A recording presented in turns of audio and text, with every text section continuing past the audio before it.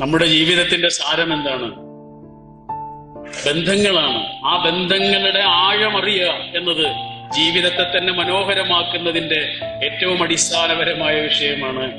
ജീവിതത്തിൽ എന്തൊക്കെയുണ്ട് എന്നതിനേക്കാൾ പ്രധാനമാണ് ജീവിതത്തിൽ ആരൊക്കെയുണ്ട് എന്നത്. ഒരമ്മയുടെ കഥയുണ്ട്. അമ്മയ്ക്ക് ചെറിയ 2 മക്കളാണ്.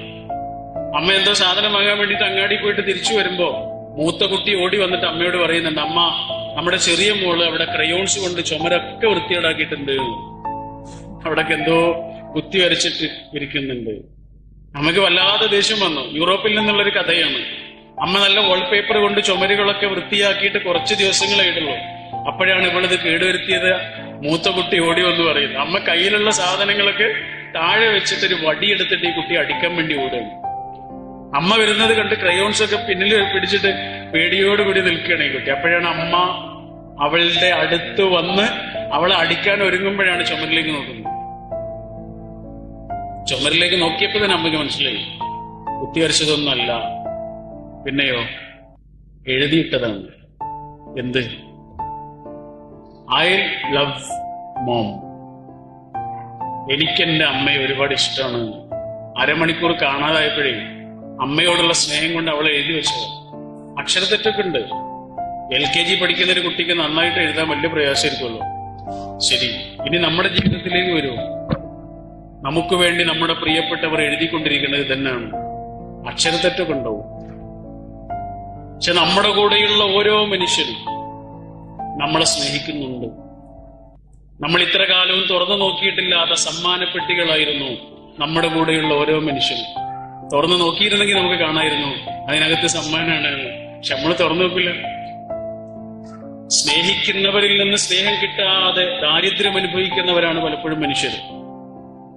സ്നേഹിക്കപ്പെടേണ്ടവർക്ക് സ്നേഹം നൽകാതെ പിശുക്ക് കാണിക്കുന്നവരുമാണ് മനുഷ്യരിൽ പലരും. സ്നേഹം ബന്ധങ്ങളെ മുഴുവനും ചേർത്ത് കിട്ടുന്നതാണ്.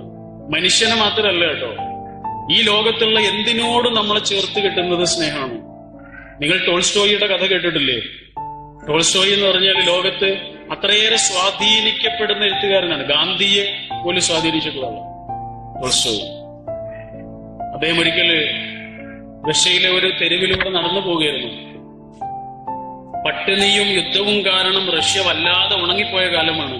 അപ്പോഴാണ് ഒരു ചെറുപ്പക്കാരൻ അവിടെ കിടന്നുറങ്ങുന്നത് കണ്ടത്. ഒറ്റ നോട്ടത്തിൽ തന്നെ അറിയാം അദ്ദേഹത്തിന് വിശക്കുന്നുണ്ട്. വിശപ്പ് കൊണ്ട് ഉറങ്ങിപ്പോകുന്നതാണ്. ആകെ ഉണങ്ങിയിട്ടുണ്ട് ആ മനുഷ്യൻ. ടോൾസ്റ്റോയ് അദ്ദേഹത്തിന്റെ അടുത്തേക്ക് ചെന്നിട്ട് അദ്ദേഹത്തിന് വല്ലതും കൊടുക്കാമെന്ന് വിചാരിച്ചിട്ട് കീശയിൽ കൈയിട്ടതാണ്. പക്ഷെ ടോൾസ്റ്റോയുടെ കയ്യിൽ ഒന്നും ഉണ്ടായിരുന്നില്ല. കീശയിൽ ഒന്നും ഉണ്ടായിരുന്നില്ല, ഓട്ടക്കീശയായിരുന്നു. അപ്പൊ ടോൾസ്റ്റോയ് അദ്ദേഹത്തിന്റെ അടുത്ത് ഇങ്ങനെ ഇരുന്നിട്ട് പറഞ്ഞു, എന്റെ അനുജ, എന്നോട് ക്ഷമിക്കണം കേട്ടോ, എന്റെ കയ്യിൽ ഒന്നും ഇല്ലാതായിപ്പോയി. ഇനി നിന്നെ കാണുന്ന സമയത്ത് ഞാൻ എന്തെങ്കിലും നിനക്ക് സമ്മാനിക്കാം എന്ന് പറഞ്ഞിട്ട് ടോൾസ്റ്റോയ് അയാളെങ്ങനെ ചേർത്ത് നിർത്തിയിട്ട് ചെളിയും പൊടിയും മണ്ണും വിയർപ്പുമെല്ലാമുള്ള ആ ചെറുപ്പക്കാരന്റെ നെറ്റിയിൽ ടോൾസ്റ്റോയ് ചുംബിച്ചു. അപ്പോഴാണ് തല ഉയർത്തി നോക്കിയിട്ട് അയാൾ പറഞ്ഞത്, നിങ്ങൾ എന്തിനാ എനിക്ക് പൈസ തരുന്നത്? നിങ്ങൾ എന്തിനാ എനിക്ക് പണം തരുന്നത്?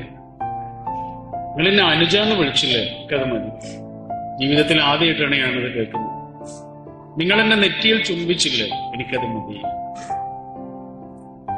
നമ്മൾ പറഞ്ഞില്ലേ, മനുഷ്യനും മനുഷ്യനും തമ്മിൽ മാത്രമല്ല, ലോകത്തുള്ള എന്തിനോടും എന്തിലേക്കും നമ്മളെ ഈ ചേർത്ത് കെട്ടുന്ന ഘടകം അതാണ്.